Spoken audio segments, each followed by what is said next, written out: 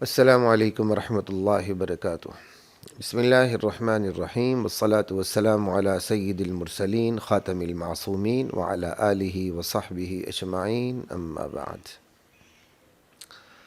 مختصر درس حدیث کی نشست کے ساتھ خلیق الرحمن آپ سے مخاطب ہے۔ گزشتہ نشستوں میں جنت کی نعمتوں پر ہماری بات ہوئی۔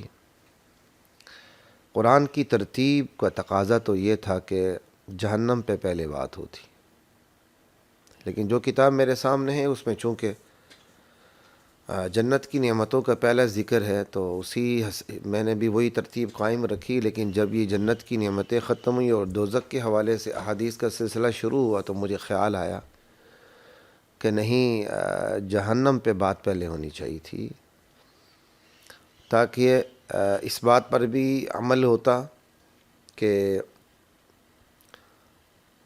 جہنم کا جو عذاب ہے، یعنی نبوت کے جو ذمہ چیز ہے اس میں انذار پہلے ہے، تبشیر بعد میں ہے، ترہیب پہلے ہے، ترغیب بعد میں ہے، ڈراوا پہلے ہے، بشارت بعد میں ہے۔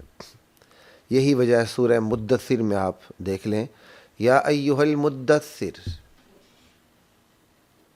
اے چادر اوڑھ کے لیٹنے والے ہستی محمد رسول اللہ، اٹھیے، قم، اٹھیے، فانذر، اپنی قوم کو ڈرائیے، وربک فکبر، اپنے پروردگار کی بڑائی کا اعلان کر دیجیے۔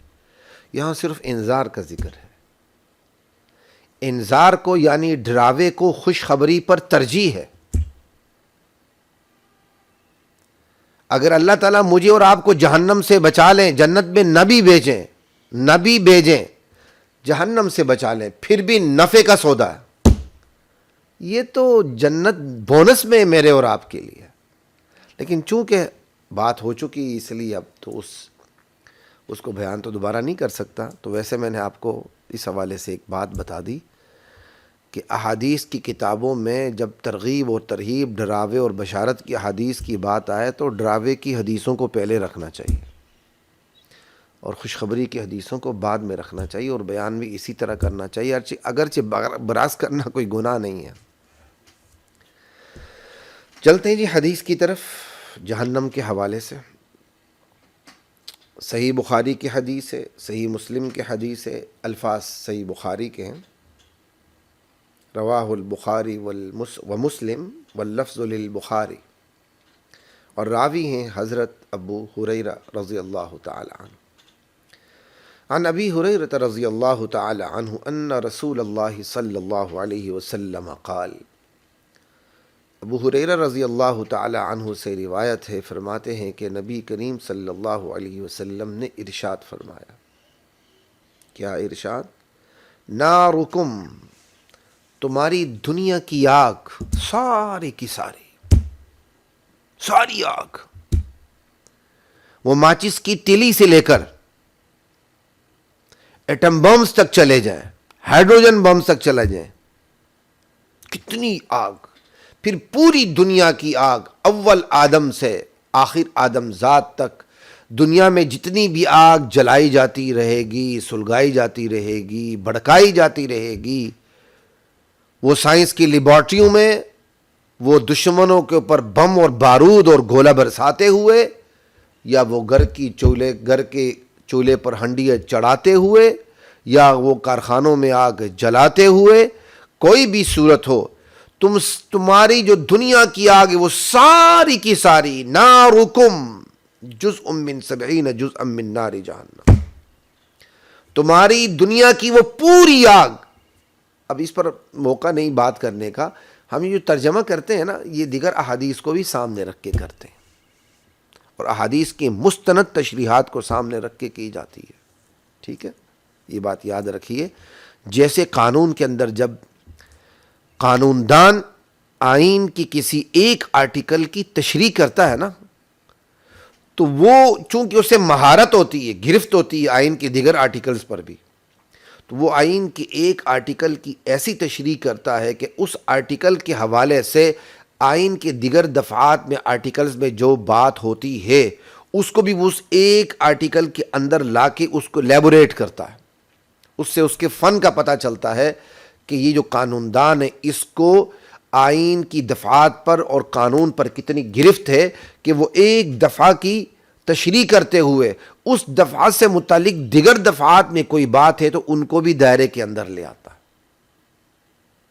اب کوئی یہ اعتراض نہیں کر سکتا جناب آپ اس دفعہ کی یہ تشریح کر رہے ہیں، یہاں الفاظ سے تو پتہ نہیں چلتا، یہ اعتراض کی گنجائش نہیں ہوتی۔ وہ کہے گا آپ کو یہاں بظاہر پتہ نہیں چلتا، یہاں اجمال ہے، یہاں اختصار ہے، اس دفعہ کے متعلق فلاں دفعہ کے اندر یہ بات بھی ہے، تو اس دفعہ کی میں جو اس دفعہ سے متعلق بات ہے ان دفعات کی روشنی میں نے اس دفعہ کو، اس آرٹیکل کو زیادہ کھولا ہے، اچھی طرح لیبوریٹ کیا ہے تاکہ تم مغالطہ نہ کھاؤ، اور جس کو قانون پہ گرفت نہیں ہوگی وہ آئین کی ایک آرٹیکل کو، ایک دفعہ کو سامنے رکھے گا، اسی کی تشریح کر دے گا، اور اس کی ایسی تشریح، وہ تشریح کرتے ہوئے بلنڈر مارے گا کہ وہ ایسی تشریح ہوگی کہ اس آئین کی اس دفعہ کے متعلق جو بات کہیں اور کھولی گئی ہے یا اس کے اندر کوئی تخصیص پیدا کیا گیا، اضافہ کر دیا گیا، آگے تخصیص اور ترمیم کر دیا، تخصیص پیدا کی گئی ہے،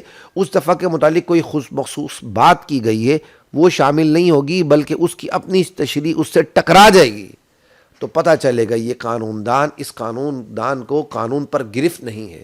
اور یہ انسان کا محاورہ ہے، یاد رکھیں، انسان اپنے محاورات میں بھی ایک جملے کے اندر ساری باتیں نہیں لاتا، اس جملے کے اندر اس جملے کے ما لہو ما علیہ، آگا پیچھا، اس کی تفصیل دیگر چیزوں میں بھی موجود ہوتی ہے، تو ایک ہی جملے میں تمام تر تفصیلات موجود نہیں ہوتی، یہ انسانی محاورہ ہے، اور اسی انسانی محاورے کا اعتبار قرآن میں بھی ہے، احادیث میں بھی ہے، کلام اللہ میں بھی ہے، کلام رسول میں بھی ہے۔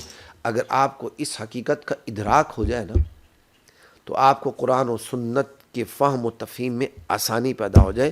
یہ میں نے آپ کو بہت بڑا ضابطہ بتا دیا، سننے والے چاہے علماء ہوں، طلباء ہوں، عوام ہوں، عوام ہوں گے تو انہیں اعتراض پیدا نہیں ہوگا، علماء ہوں گے تو بعضوں کو اعتراض بھی پیدا نہیں ہوگا، بعضوں کے لیے بات کو سمجھنا مزید آسان ہو جائے گا، کیونکہ ایک بات جب ضابطے کی شکل میں آ جاتی ہے نا تو اس کو سمجھنا اور سمجھانا آسان ہو جاتا ہے۔ تو میں نے ایک بات جو محاورے میں ہوتی، بکھری ہوئی ہوتی، وہ میں نے آپ کے سامنے ضابطے کی شکل میں پیش کر دی، ٹھیک ہے جی۔ تو یہ احادیث میں یہ چیز ہوتی ہے، ٹھیک ہے جی۔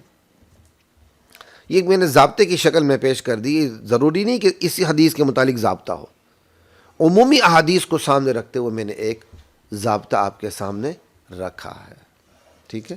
ضروری نہیں کہ اسی حدیث کے متعلق کیا کہتے ہیں یہ ضابطہ فٹ بھی آئے، یہ بھی ضروری نہیں ہوتا۔ متن کو دیکھتے ہوئے محدثین کی جو شرح ہے وہ مختلف ہو جاتی ہے، وہ کوئی بڑی بات نہیں ہوتی، ٹھیک ہے۔ کوئی متن کی زیادہ گہرائی میں چلا جاتا ہے، کوئی متن کے اسلوب کو دیکھتے ہوئے ایک تشریح کرتا ہے، وہ تشریح کسی اور مجتہد کے ذہن میں نہیں آتی، ایسا بھی ہو جاتا۔ خیر میں اس پہ زیادہ نہیں جاتا۔ نارکم جزء من 70 جزءا من نار جہنم، تمہاری دنیا کی آگ، تمہاری دنیا کی آگ ایک جز ہے، کس کے؟ نار جہنم کے 70 اجزاء میں سے۔ جہنم کی آگ کے 70 جز ہیں، 70 حصے ہیں، ان 70 حصوں میں سے صرف ایک حصہ تمہاری پوری دنیا کی آگ ہے۔ کیا مطلب؟ اپنی حرارت میں، اپنی شدت میں۔ جہنم کی آگ کے یہ بھی سمجھانے کے لیے 70 حصے کیے گئے۔ جہنم کی آگ کے 70 اجزاء ہیں، ٹھیک، اور اس کے ایک تمہاری پوری دنیا کی جو آگ اول سے آخر تک جمع کر لی جائے، وہ پوری دنیا کی جو آگ کے اندر جو شدت اور حرارت ہوگی نا، وہ شدت اور حرارت جہنم کے صرف ایک حصے، ایک جز میں ہوگی۔ اس سے اندازہ لگا لو کہ جہنم کی آگ کا کیا عالم ہوگا۔ خود وہ جہنم کی آگ ہے، وقودها الناس والحجارہ، جس کا ایندھن انسان اور پتھر ہے، ٹھیک ہے۔ نار مؤنث سے معنوی ہے، یہ قرآن کی آیت بھی اس پہ دلیل ہے۔ یا ایھا الذین آمنوا قوا انفسکم واہلیکم نارا، ایمان والو اپنے آپ کو اپنے گھر والوں کو جہنم کی آگ سے بچا لو. وہ جہنم کی آگ کیسی ہے؟ کہ وقودھا النار والحجارہ، جہنم کی آگ ایسی ہے کہ اس کا ایندھن، اب یہ دیکھو وقودھا ہا ضمیر مؤنث جو ہے یہ مؤنثہ کہنے کی ضرورت نہیں ہوتی، وہ مؤنث کا لفظ خود کافی ہوتا ہے. میں دیکھتا ہوں بعض ہمارے صرفی استاد صیغہ واحدہ مؤنثہ، بھائی مؤنثہ کہنے کی ضرورت کیا، وہ خود مؤنث ہے. ٹھیک ہے، ایک بات یاد رکھیں، بات پہ بات آ جاتی ہے. تو ہا ضمیر جو مؤنث کی ہے وہ النار کی طرف لوٹ رہی ہے. تو النار جو ہے مؤنث معنوی ہو گیا، جیسے ید ہے، ارض ہے، مؤنث معنوی ہے. ٹھیک ہے جی. پھر اس میں بھی مختلف قواعد آتے ہیں. ید چونکہ انسان کے اعضاء میں سے دو ہیں، تو جو بھی انسان کے اعضاء دو ہوتے ہیں وہ مؤنث ہی ہوتے ہیں. ٹھیک ہے، خیر میں کہاں صرفی نحوی ان چیزوں میں چلا گیا. نارکم جزء من 70 جزءا من نار جہنم، تمہاری پوری دنیا کی آگ کو تم اکٹھا کر لو، وہ اپنی شدت اور حرارت میں جہنم کی جو آگ کے 70 حصے ان میں سے ایک کے برابر ہے بس. اور دنیا کی آگ آپ اندازہ لگا لیں، اس وقت تک کی جو ترقی ہوئی ہے دنیا کی آگ کی، اس کا کیا عالم ہے، تصور کر سکتا ہے بندہ؟ اس وقت جو ترقی ہوئی ہے دنیا کی آگ کی، اگر ایک جگہ دنیا کا چھوٹے سے چھوٹا ہائیڈروجن بم مار دیا جائے، ایک چھوٹے سے چھوٹا ایٹم بم مار دیا جائے، وہ کیا تباہی پھیلائے گا. وہ آگ ہی ہے نا. اس ساری چیزوں کو اکٹھے کر لیں، جہنم کے 70 حصوں میں سے ایک حصہ بنتا ہے. اول آدم ذات سے لے کر آخر آدم ذات، تمہاری ساری آگ اکٹھی کر لی جائے، شدت و حرارت میں جہنم کا 70 حصوں میں سے ایک حصہ ہے. 70 حصوں میں سے ایک حصہ ہے.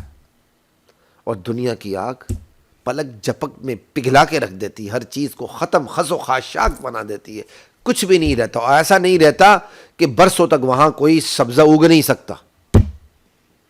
تو پھر جہنم کی آگ کا کیا عالم ہوگا. نارکم جزء من 70 جزءا من نار جہنم. صحابہ تھے سننے والے، اللہ اکبر. نبی علیہ السلام کی مبارک زبان سے سنتے تھے، انہیں محسوس ہوتا تھا جیسے ہم دیکھ رہے ہیں، اس قدر یقین ہوتا تھا،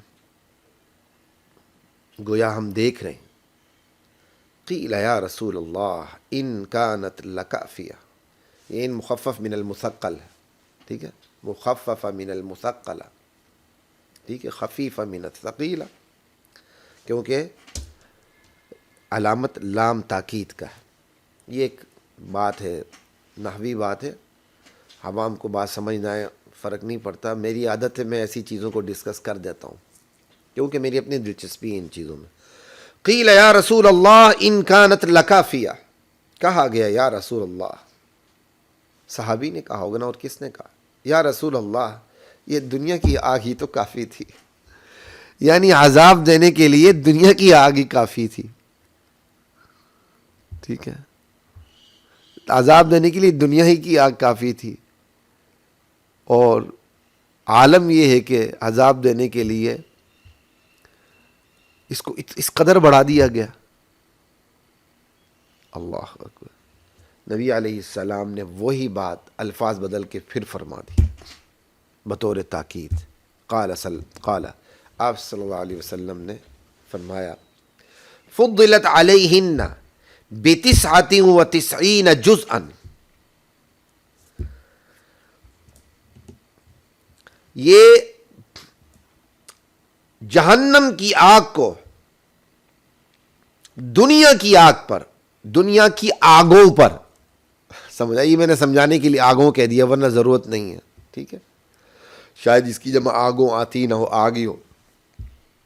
علیہن چونکہ جمع کا لفظ ہے اس لیے میں نے کہا. فضلت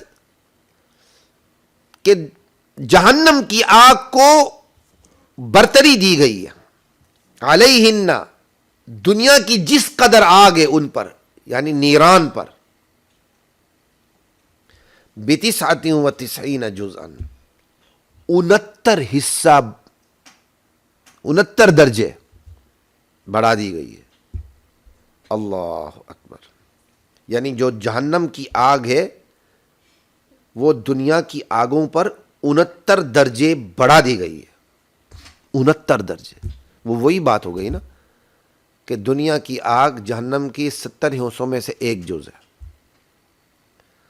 یعنی تمہاری پوری دنیا کی آگ وہ ایک جز ہے جہنم کے 70 میں سے ایک.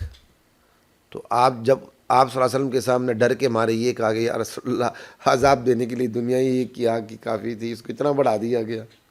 آپ نے پھر وہی الفاظ بدل کے آپ نے فرمایا کہ بھائی جہنم کی آگ کو برتری دی گئی ہے دنیا کی آگوں کے اوپر، جتنی بھی آگ اول آدم ذات سے آخر آدم ذات تک علیہن.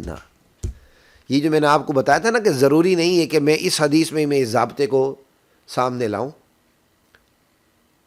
کہ جو میں نے ضابطہ آپ کو بیان کیا تھا کہ دیگر احادیث کو سامنے رکھتے ہوئے بھی احادیث کی تشریح کی جاتی ہے، تو وہ ضروری نہیں. یہ علیہن خود بتا رہا ہے، علیہن جمع ہے تمہاری دنیا کی آگوں پر. سمجھ آئی بات کی؟ 69 درجہ بڑھا دیا گیا. پھر کلہن مثل حرھا، اور پھر یہ جو 69 درجے جہنم کی آگ ہے ان میں سے ہر جز کی جو حرارت ہے وہ تمہاری دنیا کی حرارت کے برابر ہے. سمجھ آئی؟ ہر درجے کی، ہر جز کی جو حرارت ہے، اس کی شدت ہے، دنیا کی جو آگ ہے اس کی حرارت و شدت کے برابر ہے.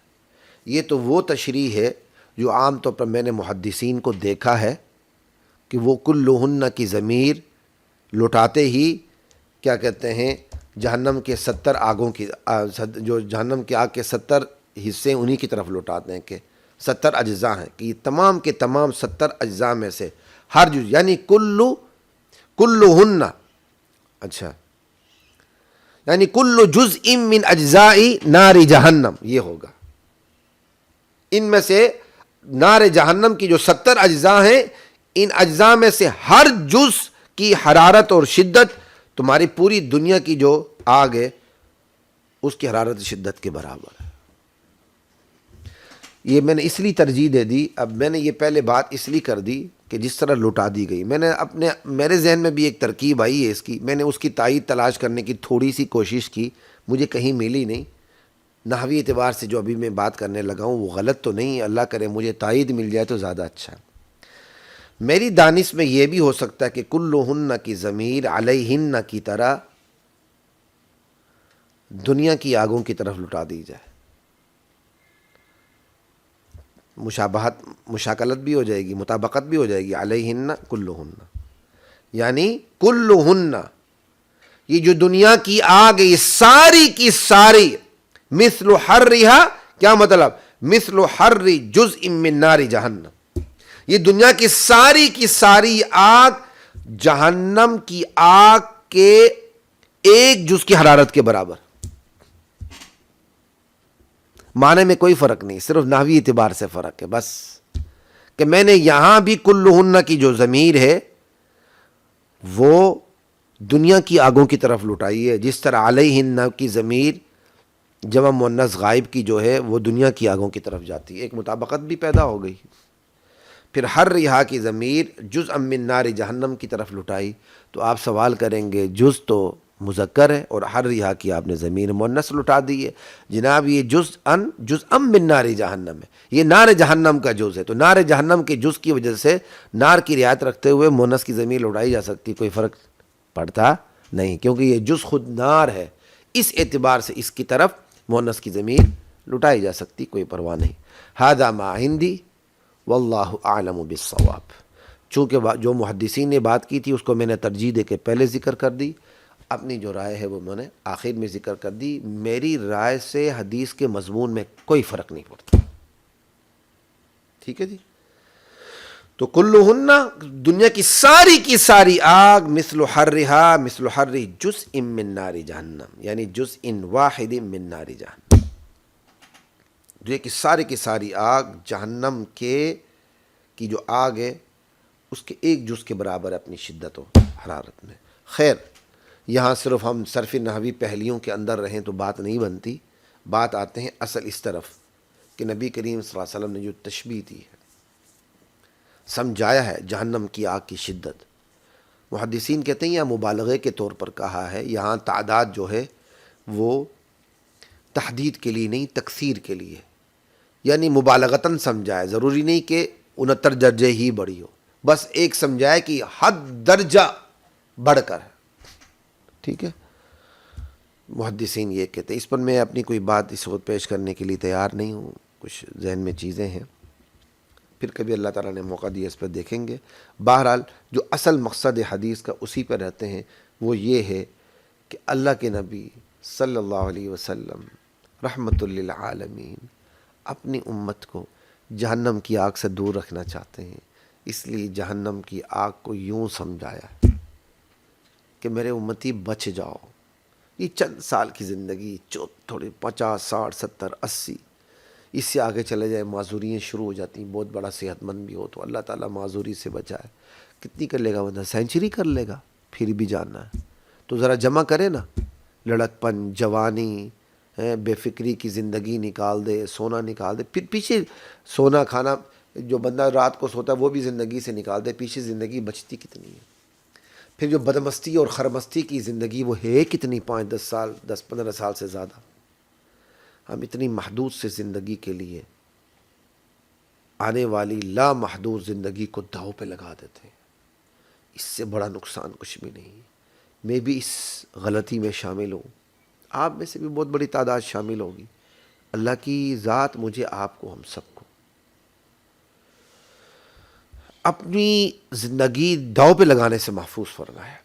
اللہ ہمارے ساتھ رحمت والا معاملہ فرمائے۔ ہم اس قابل نہیں ہیں کہ ہم اپنے اعمال کی بدولت جہنم سے بچ سکیں، ہمیں بس اللہ کی رحمت ہی ڈھانپ سکتی ہے، ہمارے بس میں نہیں ہے، لیکن جو بس میں وہ تو کر سکتے ہیں نا، کرنے کی کوشش کریں۔